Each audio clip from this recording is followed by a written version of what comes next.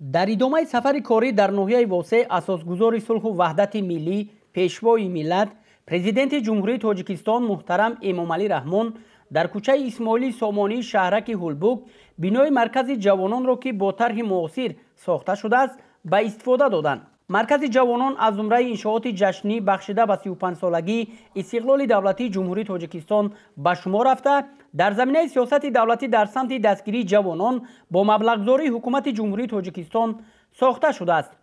شماره جوانان در ناحیه 72583 نفر را تشکیل می‌دهند که 31% اهالی ناحیه واسع را تشکیل می‌دهد. باید خواهد نمایم که در ناحیه واسع 52 نفر جوانان در وظیفه‌های گوناگون راهبری کننده کار و فعالیت می‌نمایند. ما از نسل خوشبخت و سرفرازیم که در زمان صاحب استقلالی و آسایشتگی امور به سر میبریم.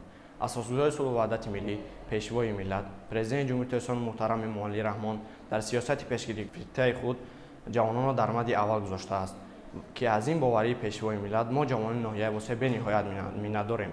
افتتاح بنای مرکز جوانان در ناحیه واسع تحفه ارزشمند پیشوای ملت به مناسبت 35مین سالگرد استقلالیت دولتی جمهوری تاجیکستان میباشد. در بنای مذکور برای فعالیت جوانان تمام شرایط کاری فراهم آورده شده است. فرمایشگر انشاءات نو کمیته جوانان و ورزش نزد حکومت جمهوری تاجیکستان بوده پیمانکار جمعیت دارای مسئولیت محدود قدرت دنغره می باشد.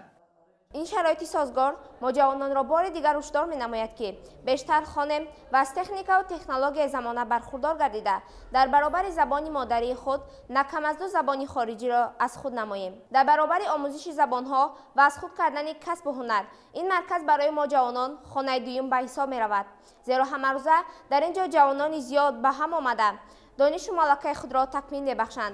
ما جوانان از دوراندیشی و توجه خاصه سرور دولت به جوانان به اندازه منت داریم و ما جواباً به مهنت نیک سرور دولت قول می دهیم که از این شرایط ها پررئیس استفاده برده با کمال غیرت خانیم و ملکه های ضروری را برای خدمت به وطن حاصل نماییم. کارهای ساختمانی سال 2021 شروع شده. بنای مذکور در مهلت معین شده با سطح و صفت بلند به انجام رسید. در جریان کارهای ساختمانی زیاده از 30 نفر ساختمانچی محلی با کار موقتی جلب گردید. همچنین در داخل انشاءات مذکور برای آموزش جوانان صنفخانه‌های برهوای زمانوی برای از خود کردن زبان‌های خارجی و کسب آموزی با تجهیزات زمانوی ساخته شده است. آموختن هنرهای دوزندگی، چکندوزی، کشیده‌دوزی و هنرهای کدبانوگی خیلی مهم است. برای ما جوان دختران آموزش این گونه هنرها خیلی آسان گردیده است، زیرا پیشوای معظم ملت برای ما چنین یک شرایط معاصر را فراهم آورده است. پیشوای ملت ضمن صحبت با جوانان آنها را به علم آموزی و در روحیه وطن دوستی و خویشتن شناسی از خود کردن علمهای زمانوی و خدمت صافدلانه به نفع دولت و ملت هدایت کردند. انشاءات مذکور دارای تالار مجلسگاه و حجره‌های برهوا بوده در آنها شرایط معاصر فراهم آورده شده است. نمای داخلی و بیرونی انشاءات با شکل و عنصرهای ملی و معاصر آرای یافته است که به مرکز ناحیه حسن دیگر ضم می‌نماید.